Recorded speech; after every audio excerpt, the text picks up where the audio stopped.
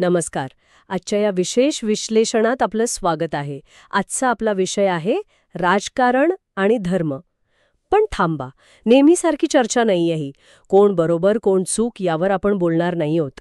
आपल्याकडे प्राध्यापक सुभाष जगताप यांचा एक लेख आहे आणि त्याचं शीर्षकच इतकं जबरदस्त आहे. Religion is needed in politics but not politics in religion. अगदी. या लेखातून आपण एका वेगळ्याच प्रश्नाचा शोध घेणार आहोत. राज्य करणं म्हणजे राजकारण हे स्वतःचं एक धर्म असू शकतं का, एक कर्तव्य? आणि जर तसं असेल तर मग धर्माचं राजकारण म्हणजे नेमकं काय? हो, याच दोन संकल्पनांमधली जी गुंतागुंत आहे ती उलगडण्याचा या लेखाचा प्रयत्न आहे. चला या विचारांच्या खोलात शिरूया. आणि मला वाटतं हा फरक समजून घेणं आजच्या काळात खूप महत्वाचं आहे. राजकारण हाच धर्म म्हणजे काय, तर राज्यकर्त्यांनी नैतिक जबाबदारीने आणि कर्तव्यनिष्ठेने राज्य करणं, त्यालाच आपण राजधर्म म्हणू शकतो. बरोबर. आणि याउलट धर्माचे राजकारण म्हणजे राजकीय फायद्यासाठी लोकांच्या धार्मिक भावनांचा, त्यांच्या ओळखीचा वापर करणं.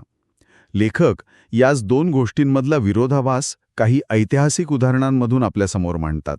आणि ती उदाहरणं आजही तितकीच समर्पक वाटतात. अगदी. लेखाची सुरुवातच मला खूप आवडली. ती आपल्याला थेट प्राचीन काळात घेऊन जाते, जिथे राजाचा राज्याभिषेक सोहळा व्हायचा.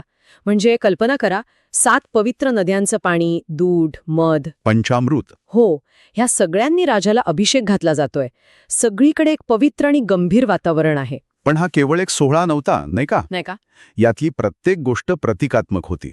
आणि या अभिषेकानंतर खरा महत्वाचा क्षण यायचा. राजपुरोहित राजाच्या हातात एक सोन्याची काठी म्हणजे दंड द्यायचे आणि त्याला एक खूप महत्वाची गोष्ट सांगायचे.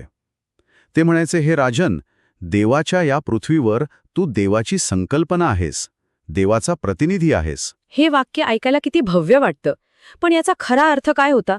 राजाला अमर्याद अधिकार दिले जात होते. नाही, हाच तर यातला कळीचा मुद्दा आहे. देवाचा प्रतिनिधी म्हणजे राजा सर्व शक्तिमान किंवा चुकांच्या पलीकडचं आहे असं अजिबात नव्हतं.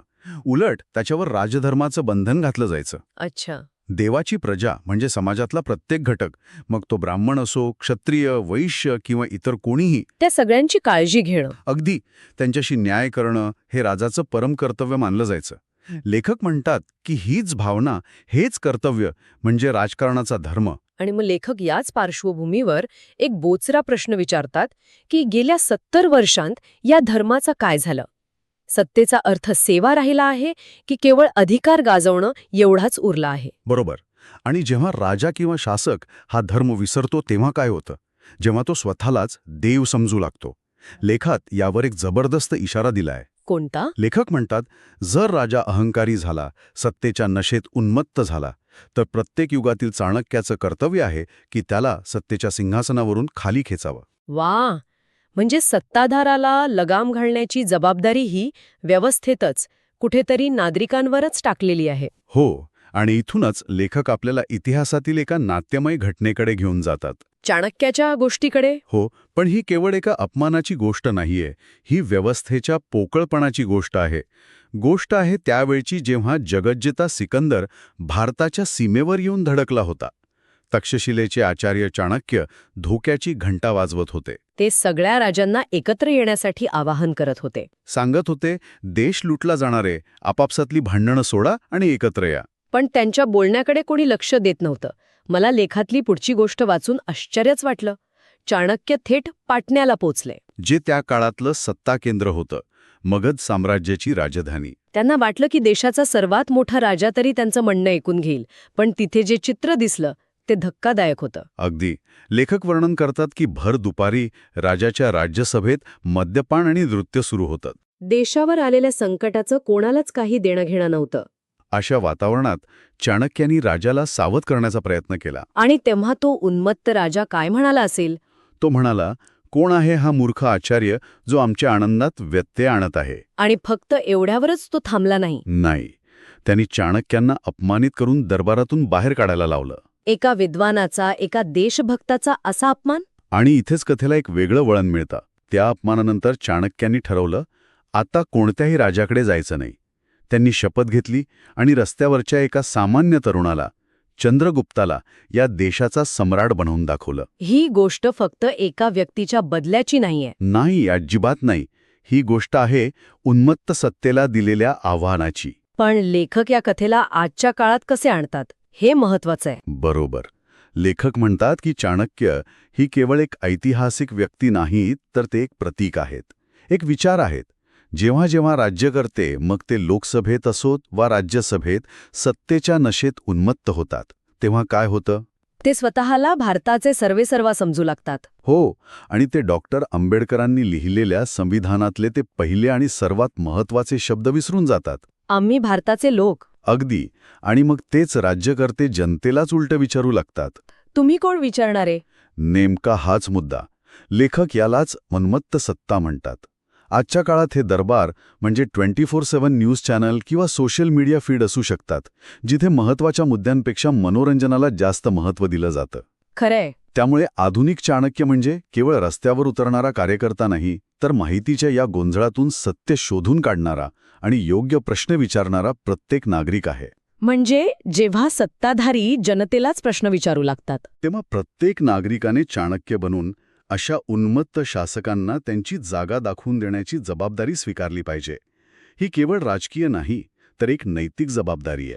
तर चाणक्याचं उदाहरण आपल्याला दाखवतं की सत्तेला आव्हान देण्याची जबाबदारी नागरिकांवर असते. पण हे फक्त बंड करण्यापुरतं मर्यादित आहे का? की लोकशाहीत याला काही वेगळे पैलू आहेत? अगदी बरोबर. आणि हाच मुद्दा लेखक स्वातंत्र्यानंतरच्या काळात घेऊन जातात, जिथे बंड करण्याची नाही, तर व्यवस्थेत राहूनच सत्य बोलण्याची, प्रश्न विचारण्याची गरज होती. आणि त्यासाठी ते खूपच प्रभावी उदाहरण देतात, जे आजच्या राजकारण्यांनी आणि नागरिकांनीही लक्षात ठेवावं असं आहे.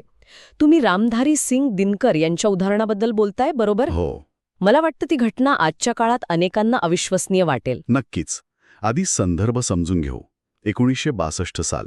चीनसोबतच्या युद्धात भारताचा मोठा पराभव झाला होता. हो, संपूर्ण देशात निराशेचं आणि अविश्वासाचं वातावरण होतं. जे देशाचे पहिले पंतप्रधान आणि स्वातंत्र्याचे नायक होते, त्यांच्या नेतृत्वावर प्रश्नचिन्ह निर्माण झालं होतं. आणि अशा वेळी खुद्द सत्ताधारी काँग्रेस पक्षाचेच एक खासदार, जे हिंदीतले एक महान कवी होते, रामधारी सिंग दिनकर, ते भर संसदेत उभे राहिले. त्यांच्यासमोर पंतप्रधान नेहरू बसले होते. आणि दिनकरजींनी सरकारच्या धोरणांवर टीका करणारी एक कविता वाचायला सुरुवात केली. आपल्याच पक्षाच्या, आपल्याच पंतप्रधानांच्या विरोधात.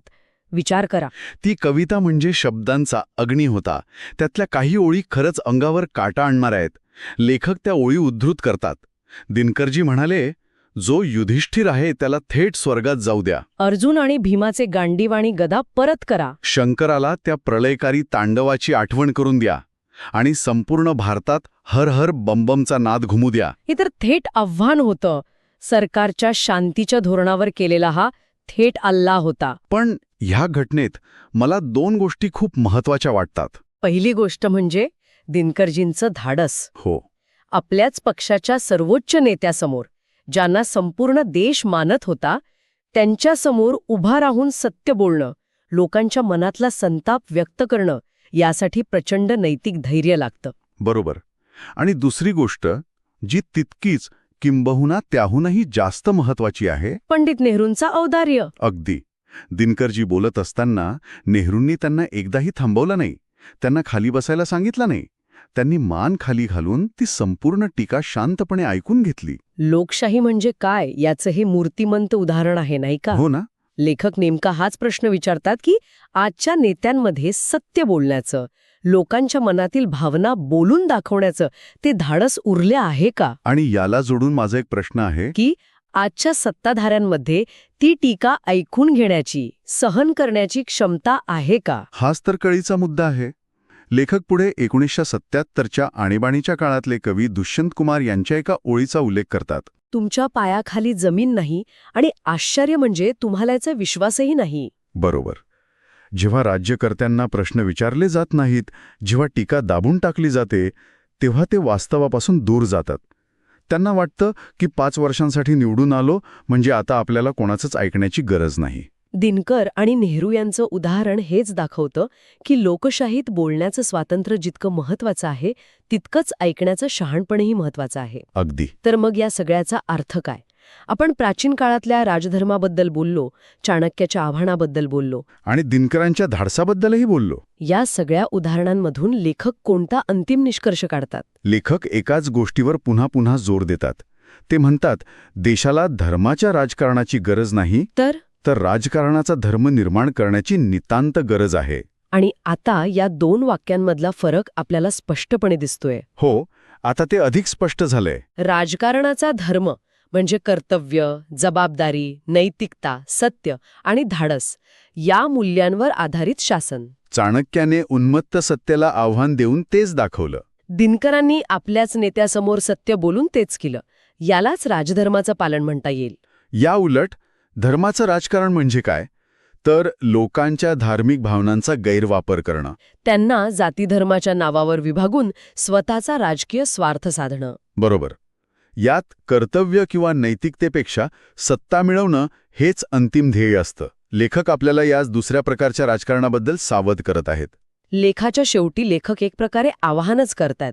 ते एक संकल्प मांडतात, जो केवळ राजकीय विचार नाही, तर एक नैतिक भूमिका आहे. हो, ते म्हणतात की जर कोणताही शासक चुकीच्या मार्गाने वागत असेल तर अशा नेत्यांना आणि सरकारला मुळापासून उखळून फेकून देण्याचा आणि राजकारणात धर्म म्हणजेच कर्तव्य मांडणारे सरकार आणण्याचा संकल्प केला पाहिजे. हे एक प्रकारे प्रत्येक नागरिकाला त्याच्या चाणक्य असण्याच्या जबाबदारीची आठवण करून देण्यासारखं आहे. अगदी.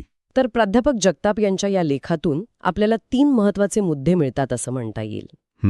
पहिला, राज्यकर्त्याचा राजधर्म म्हणजे काय? ती एक सेवा आहे, अधिकार नाही. बरोबर. दुसरा, चाणक्याचं तत्व म्हणजेच उन्मत्त सत्तेला आव्हान देण्याची नागरिकांची नैतिक जबाबदारी. आणि तिसरा, दिनकरांचं उदाहरण म्हणजेच लोकशाहीत सत्य बोलण्याचं आणि तितकंच महत्वाचं म्हणजे सत्य ऐकण्याचं महत्त्व. ही चर्चा संपवताना एक विचार करण्यासारखा प्रश्न मागे उरतो. या लेखामध्ये चाणक्य आणि दिनकर यांना नागरी कर्तव्याचे आदर्श म्हणून सादर केलं आहे. हो. पण आजच्या सोशल मीडिया आणि माहितीच्या स्फोटाच्या युगात चाणक्य असण्याचा अर्थ काय असू शकतो? हा मोठा प्रश्न आहे. जेव्हा प्रत्येकजण बोलतोय तेव्हा सत्य कोण बोलतंय हे कसं ओळखायचं? संसदेत बोलल्या जाणाऱ्या सत्तेला आजच्या काळात कोणते आधुनिक पर्याय आहेत?